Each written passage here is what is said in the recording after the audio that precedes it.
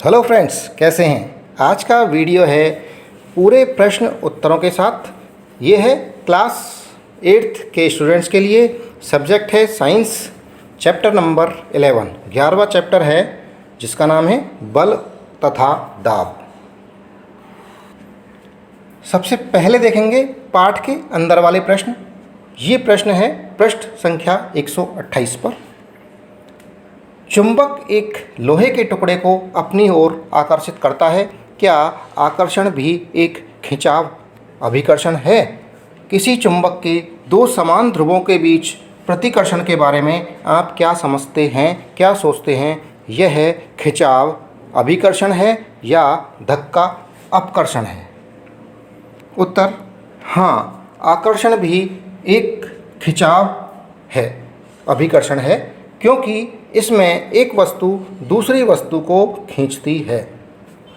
जबकि किसी भी चुंबक के दो समान ध्रुवों को एक दूसरे के पास लाने पर वे एक दूसरे को प्रतिकर्षित करते हैं, अर्थात धक्का देते हैं। अतः यह धक्का प्रतिकर्षण है।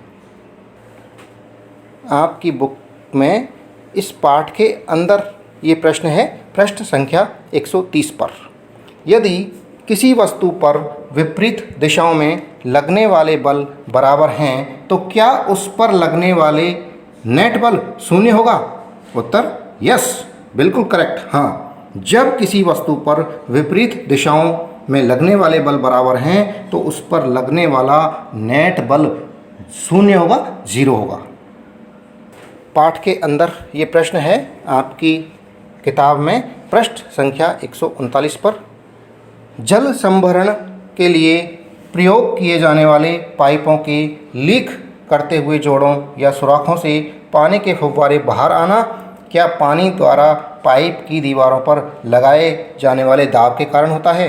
उत्तर हाँ, यह पानी द्वारा पाइपों की दीवारों पर लगाए गए दाब के कारण होता है। पाठ के अंदर का प्रश्न है बुक में पृष्ठ संख्या 141 पर। यदि सिर का क्षेत्रफल 15 सेंटीमीटर बाई 15 सेंटीमीटर हो तो सिर पर वायु कितना बल लगा रही है? उत्तर एक 15 बाई 15 क्षेत्रफल तथा वायुमंडल की ऊंचाई के बराबर ऊंचाई के स्तंभ में वायु के कारण लगने वाला बल लगभग 225 किलोग्राम द्रव्यमान के किसी पिंड पर लगने वाले गुरुत्व बल के बराबर होता है। कितना गुरुत्व बल होता है? ये 2250 न्यूटन। अतः सिर पर वायु द्वारा 2250 न्यूटन का बल लगाया जा रहा है। एन है ये, इसको बोलेंगे न्यूटन। ये प्रश्न है पाठ के अंत में दिए हुए।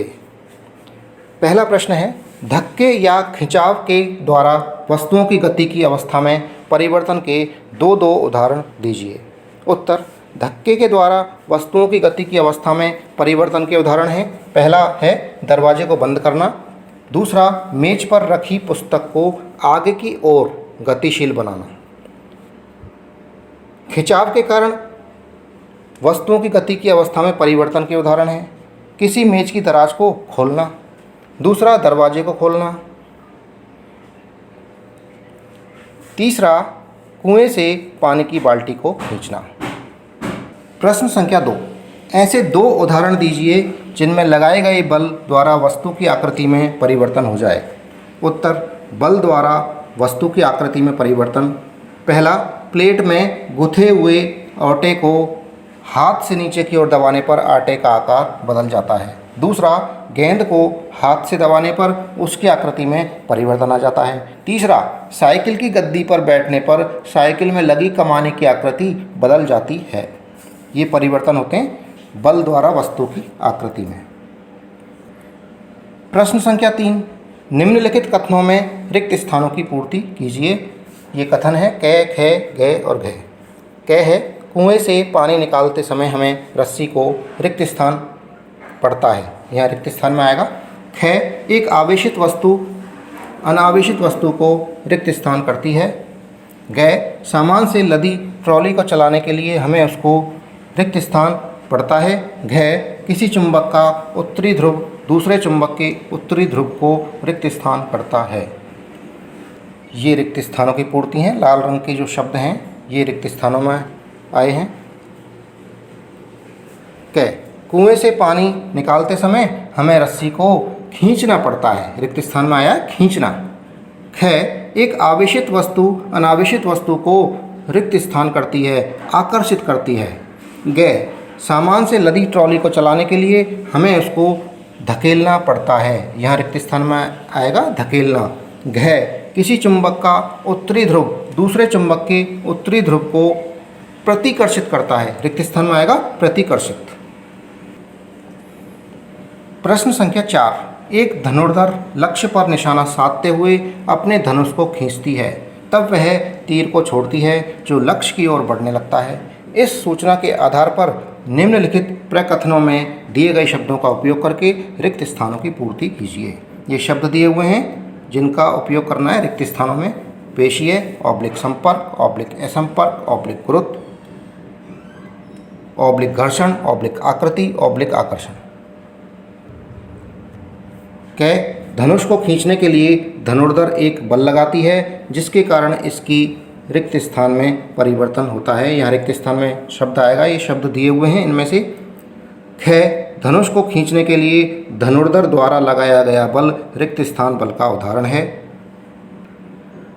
ग, तीर की गति की अवस्था में परिवर्तन के लिए उत्तरदायी बल का प्रकार रिक्त स्थान बल का उदाहरण है।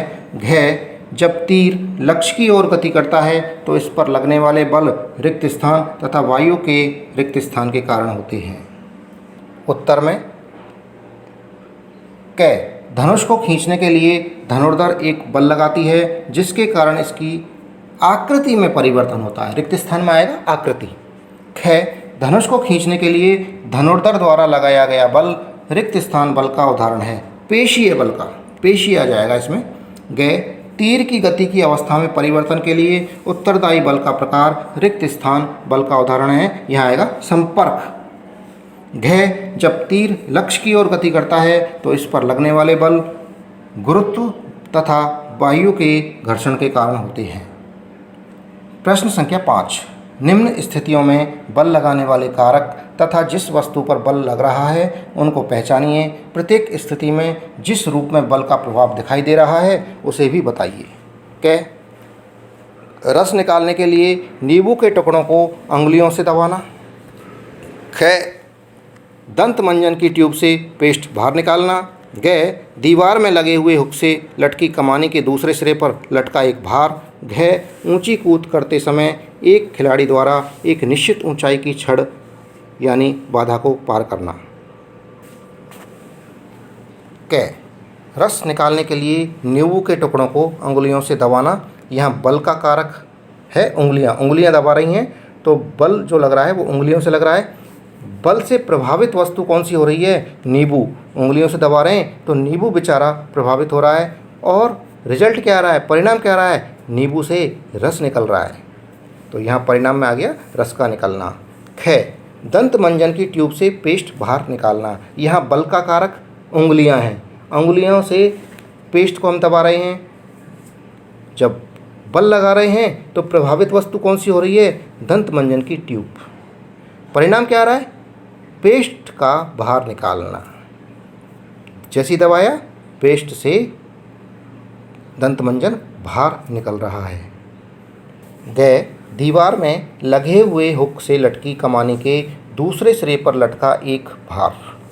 यहाँ बल का कारक कौन है? लटकता भार। बल से प्रभावित क्या हो रहा है? कमानी हो रही है और परिणाम क्या निकल रहा है? कमानी में भार लटकने से कमानी लंबी हो गई है। घ, ऊंची कूद करते समय एक खिलाड़ी द्वारा एक निश्चित ऊंचाई की छड़ बाधा को पार करना। बल का कारक कौन है? टांगों की पेशीय बल।